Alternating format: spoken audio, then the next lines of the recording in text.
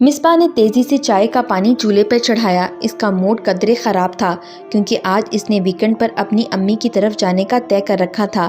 علی نے بھی اس سے وعدہ کیا تھا کہ وہ شام کو اسے امی کی جانب ملوانے لے جائے گا، اور اس نے بھی دل میں طے کر لیا تھا کہ ننھی پریشے کو پورے وقت پر تیار کر لے گی۔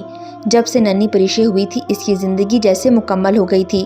وہ ماتھے پر شکنوں کا جال لیے کچن میں دوپہر کا کھانا تیار کر رہی تھی۔ اس کی وجہ اس کی نند رابعہ کی آمد تھی۔ وہ چاہتی تھی کہ دوپہر کو ہلکا پھلکا کچھ تیار کر کے جلدی سے میکے روانہ ہو جائے۔ اب رابعہ آپی اور ان کے بچوں کی آمد کے بعد اس کا یہ سارا پروگرام ڈاواں ڈول ہونے لگا تھا۔ پھر رابعہ کے ساتھ ان کے میاں بہروز بھی تھے، اس لیے سارے کام خوش اسلوبی سے ہونا ضروری تھے۔ وہ یوں ہی کچھ بھی پکا کر ان کے سامنے نہیں رکھ سکتی تھی۔ گھر آنے والی بیٹی داماد کے لیے خاص الخاص پکوان بنانے چاہیے تھے، یوں ہی نہیں کہ کوئی بھی دال سبزی بنا کر ان کے سامنے سجا دی جائے۔ اس لیے ساس کے کہنے پر وہ کڑھائی، پلاؤ اور کباب بنا رہی تھی اور ساتھ میٹھے میں ٹرائفل بھی بنا رہی تھی۔ اس کے ساتھ ساتھ چائے کا دور بھی گاہے بگاہے چل رہا تھا۔ پریشے کی ریں ریں بھی کانوں میں پڑ رہی تھی جو اسے ناگوار گزر رہی تھی۔ کیا بنا رہی ہیں بھابھی صاحبہ؟ رابعہ آپی نے مسکرا کر کچن میں داخل ہوتے ہوئے پوچھا۔ اس نے پلٹ کر تیکھی نظروں سے نند کو دیکھا تھا۔ وہی جو مہمانوں کی آمد پر بنایا جاتا ہے، اس نے قدر رکھائی سے جواب دیا۔ کافی دیر سے تم کچن میں ہی لگی ہوئی تھی، باہر آئی ہی نہیں، اس لیے میں نے سوچا کہ میں ہی تم سے آ کر مل لوں، رابعہ نے وضاحتی انداز میں کہا، کیونکہ اسے لگ رہا تھا کہ مصباح کو اس کی آمد پسند نہیں آئی، مگر اس کی وضاحت کے جواب میں بھی مصباح بالکل خاموشی اختیار کیے ہوئے کاموں میں جتی رہی، جیسے اس کو اس کے وہاں ہونے کی بالکل پرواہ نہیں تھی۔ اور پریشے کیسی ہے؟ وہ بات برائے بات کر رہی تھی۔ ٹھیک ہے، اب ذرا کاموں میں مصروف ہوں تو ظاہر ہے بچی بیچاری اگنور ہو رہی ہے، اس لیے رو رہی ہے۔ مصباح کا لہجہ سراسر جتاتا ہوا تھا۔ کیا تمہیں ہمارا آنا برا لگ رہا ہے؟ ایسی ہی کوئی بات ہے تو ہم آئندہ نہیں آیا کریں گے۔ رابعہ نے بھی اب ناگواری سے دو ٹوک بات کی۔ مصباح کو ایک دم احساس ہوا کہ اس کا رویہ سراسر معیوب ہے اور اسے گھر آنے والی اکلوتی نند سے برحل خوش اخلاقی سے ہی پیش آنا چاہیے۔ دوسرا، اس کے دل میں یہ بھی خوف پیدا ہو رہا تھا مبادا اس کی ساس اسے اس کے میکے جانے سے روک ہی نہ دے۔ اس لیے معاملہ فہمی اور مصالحت کی راہ اختیار کرتے ہوئے مصباح نے اپنے لہجے میں نرمی پیدا کر لی تھی۔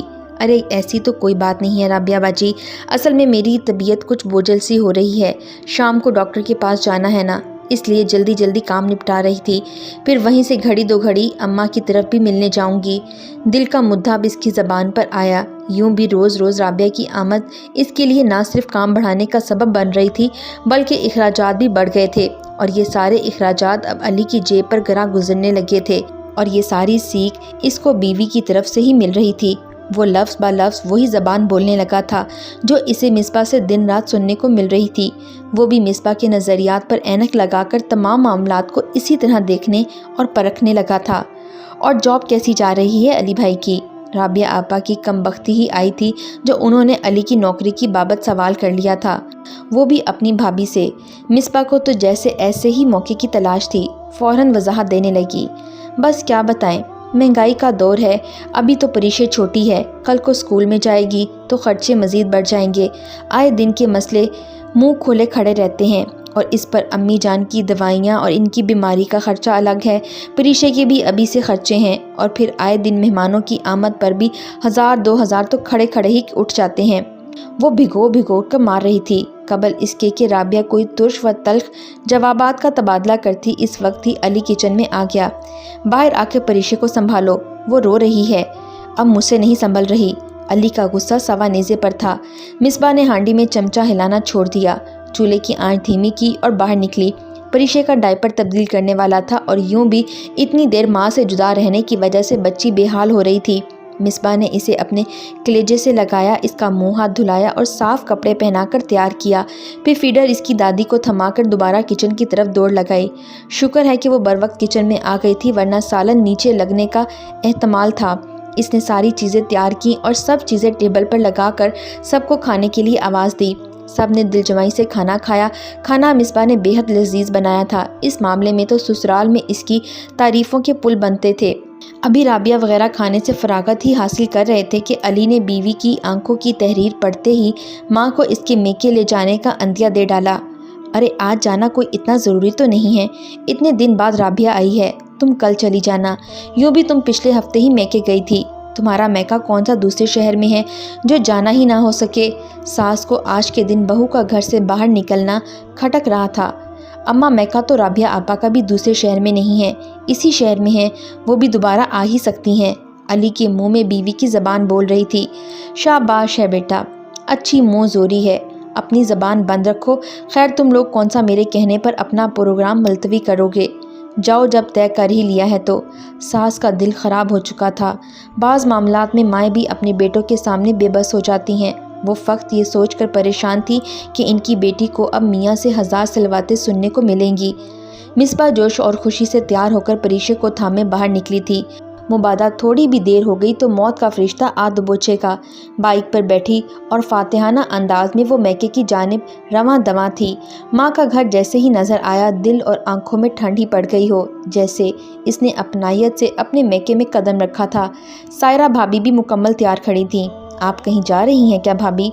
इसे भाभी का इतना तैयार होना अछुभने लगा था। अरे ना सलाम ना दुआ, ये क्या सवाल हुआ भाई? और तुम इतनी देर से क्यों आ रही हो? कब से सब तुम्हारे मुंतज़िर थे। सायरा भाभी ने बात टालते हुए कहा। अरे मेरी शहज़ादी आ गई। माँ ने परीशे को लाड से गोद में उठा लिया। मैंने परीशे के लिए चॉकलेट लेकर रखे थे। उन्होंने झट परीशे को चॉकलेट थमा दी। वो खुश होकर दाएं बाएं देखकर मुस्कुराने लगी थी। इसी वक्त भाभी चाय माँ लवाजमात लेकर आई थी। बाजारी समोसे और बाजारी निमको थी और नित नए इकसाम के बिस्किट थे, साथ में चाय। वो हैरान हो रही थी कि इसने तो अम्मा से कह दिया था कि आराम से खाना खाकर रात को जाएगी, मगर यहाँ तो जल्द अज जल्द टरखाने वाला मामला था। मगर अली इस जानिब मुतवज्जा ही ना थे। अम्मा, हम लोग तो रात का खाना भी खाएंगे, क्या इसकी तैयारी नहीं है? मुझे अली के सामने शर्मिंदा होना पड़ेगा। इसने दबे दबे लफ्ज़ों में माँ के साथ लगकर धीमी आवाज़ में लब कुशाई की थी। तुम्हारी भाभी का मैके जाने का इरादा है आज। तुम तो जानती हो आज का दिन ही होता है मोहसिन के पास, इसके बाद तो हफ्ते भर शदीद मसरूफियत होती है। अम्मा भी अपनी जगह मुजरिम सी बन गई थीं। यानी हम लोगों के लिए एक वक्त का खाना बनाना भी भाभी के लिए अजाब ठहरा। इसने नागवारी से जताया था।